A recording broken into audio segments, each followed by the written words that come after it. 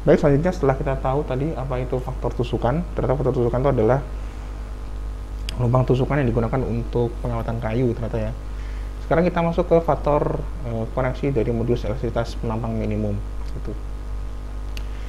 Untuk nilai modulus elastisitas minimum ini itu dikoneksi terhadap 3 hal, yaitu pertama adalah moisture content atau kadar air, dikoneksi terhadap temperatur atau ya temperatur, dan dikoneksi terhadap kekakuan tekuk gitu ya.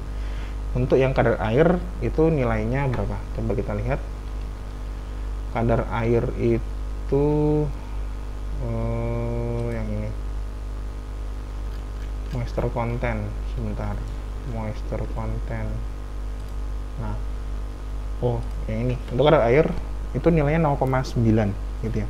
Untuk modulus elastisitas 6 minimum itu 0,9.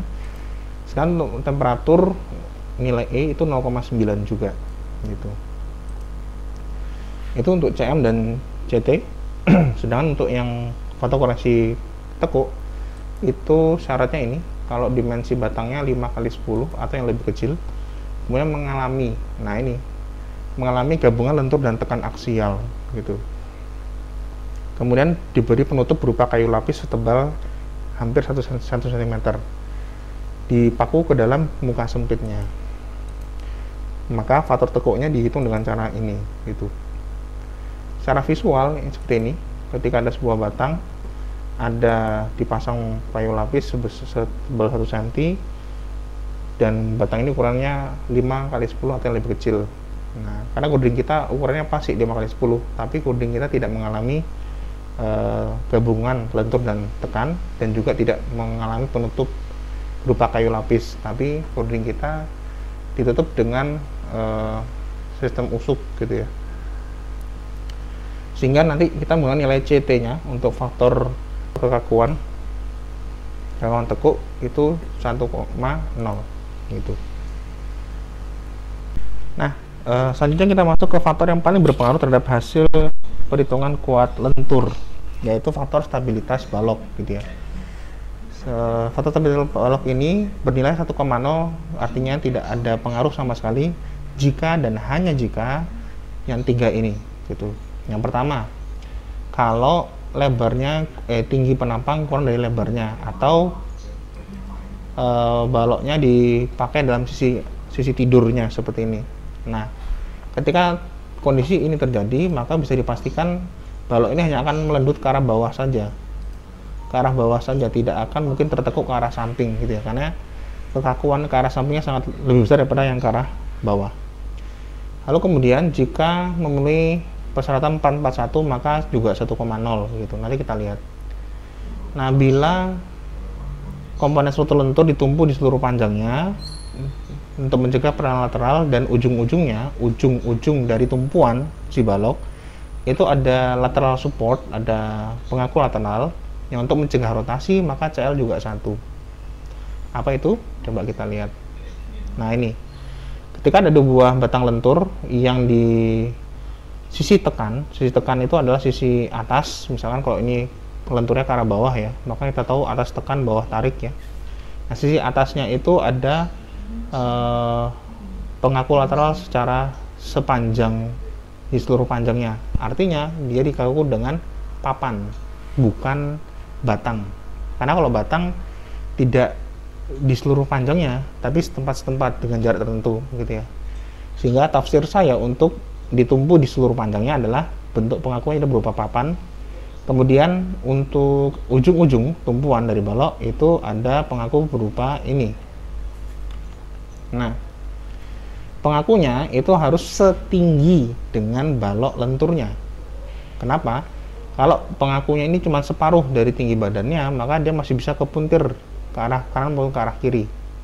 Tapi kalau dia penuh setinggi sama balok lenturnya, maka tidak bisa terpuntir sama sekali gitu. Nah, sekarang untuk yang 441 itu juga salah satu. 441 itu apa? Nah, pada 441 ujung-ujungnya itu juga minta komponen struktur lentur harus didesain sesuai dengan perhitungan 333. Jadi kalau saya agak bingung kenapa kok dari sini lari ke 441, tapi di 441 bilang harus di 333 gitu.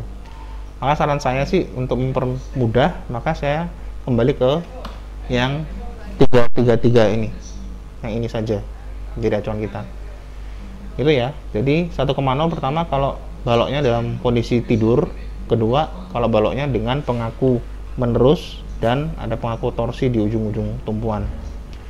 Nah, untuk yang tidak 1,0 alias ada nilainya kurang dari 1, maka dia tergantung. Syaratnya adalah kalau tinggi penampang lebih dari lebar penampang. Itu ya.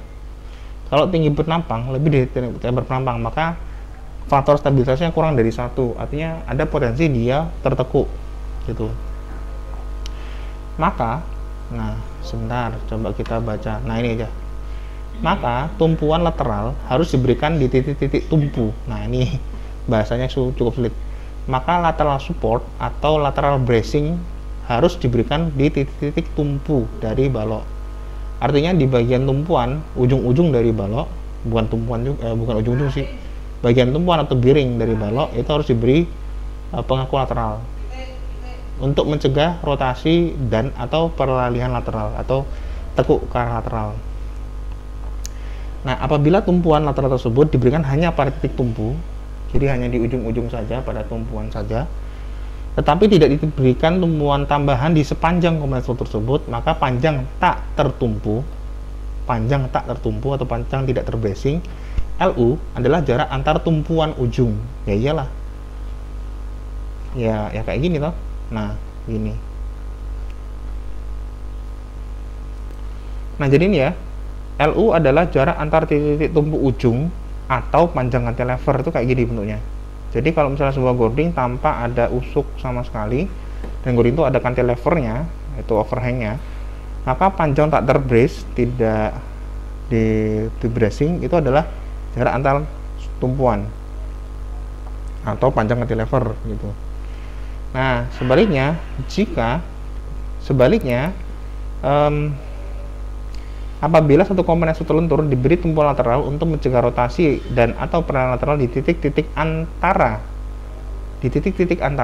dan di kedua ujung, maka panjang tak tertumpu LU adalah jarak antar titik-titik tumpuan lateral tersebut. Maksudnya gini.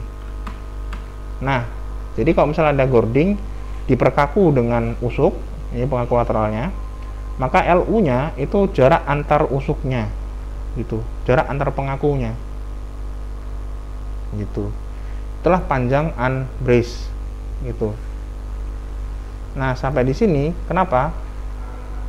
Sama seperti kolom, dari sini nanti kita akan menghitung berapakah panjang tekuknya dalam bentuk panjang bentang efektif gitu.